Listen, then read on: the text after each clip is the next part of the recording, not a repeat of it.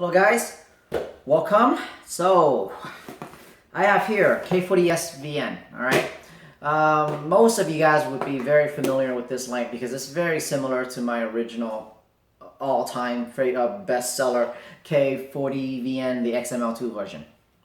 So for a period of time, the successor to the K40Vn was the K40LVN, and that light had an XPL in it. Okay, it was a little brighter than the XML2, and then I put XPL PDT in it. But for some reason, I couldn't tune out a good beam. The hotspot focused and threw very well. However, there was this halo kind of a bright ring around the hotspot. I didn't like it so much, and that just, it bugged me for a while, even though the light was selling very well and the customers weren't complaining. But it bugs me enough that I just took it off my line, okay? But ever since that I took it off my line, there was still the TN32VN, which was a slightly larger light, filling its gaps, but I've deleted that light also when the K70VN came out, because the K70VN is such a great thrower. It basically demolished everything, all throwers, period. But then now, so I don't have a K, I know it's weird, I don't have a K70 here. You guys ordered all of it, so right now it's on back order. Here I have the K60VN.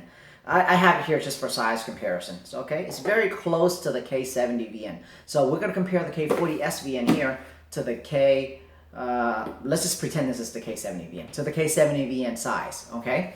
And we'll talk about some differences. And here's the key reason why I'm bringing back this new addition from AceBeam. This is called the K40Svn. Basically, it's an updated version from AceBeam of the original K40VN, alright? And with this new addition, right, it's quite tough, but I finally got it. I finally get XPL PDT to tune out a beam that's perfect.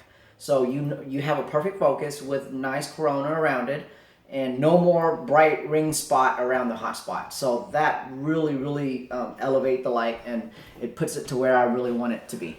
Okay, so because of that, because of the perfect beam now that I'm able to tune out with this new K40Svn model, I am bringing it back to my lineup. And as you can see here, and like I said, this is just for the sake of it, pretend this is the K70VN, okay? The throw version, not the flood version we have here. And you can see here, the K40Svn is clearly smaller than the K70VN, all right? And that makes a, it has this advantage, okay? Yes, the K70VN throws 550 lux or something like that, all right? This light, the K40Svn, only throw 330 lux. Comes out to be, where's my paper? Oh, got it right here. All right, all these numbers. I can't remember them anymore. There's too many lights. All right, so 1400 lumen, okay? And this is, the K70VN puts out 2600 lumen. So yes, the K70VN is quite significantly brighter than the K40Svn. But here you have the XHP35HI, while in the K40Svn you have the XPL PDT. All right, you only have 1400 lumen and you only put out 332 lux. Okay, so that's about 1100 meters of throw. Yes, 332, 570, or 550 lux. There's quite a bit of difference in throw. However, not everybody wants to carry a K70VN around. It's quite big, quite large, and this, for the most part, seems to be the Goldilocks size for thrower. Okay, very decent size, very same good UI, exact UI, really low, and it managed to put out a very low. Okay, and then just you ramp up on the different brightness level, okay? And then you have a standby, all right? And then you have strobe, and then you click to turn the light on or off. So wherever you last left the control ring, you have it turn on at that level. If you're familiar with AceBeam magnetic control ring, then you already know that. So yes, it's not really a new light, but I'm still very happy to be able to bring it back because of its size. And actually, I don't think anything else throw better than it for this size. So it's a great all-around light. Is it as good quality as the newer AceBeam? No, I don't think so, for several reasons.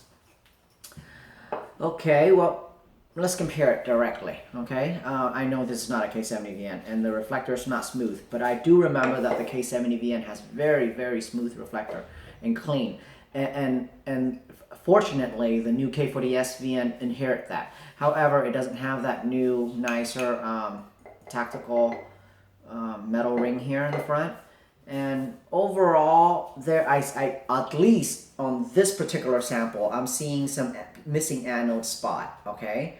Both the tail cap and the body. It's not bad, but it's there and you see it. I don't know if the other samples are like that, but it feels to me, and just by feeling the light, it feels like the anodization is one step behind the modern K70, K60 finishes, okay? So it's not a bad light, but it's not as good as the new Ace Beam, okay? So other than that, it's built really, it's a fine build from the inside out. It's not very hot, obviously, with just one XPL putting out 1400 lumen. So it's a good thrower that you can run for a really, really long time without worrying about heat. Tigers running all over the place. So that's that, all right? If you have any comments or questions about this light, put it in the comments and I'll make sure to answer it. Thank you, guys. By the way, the light takes 3 18650.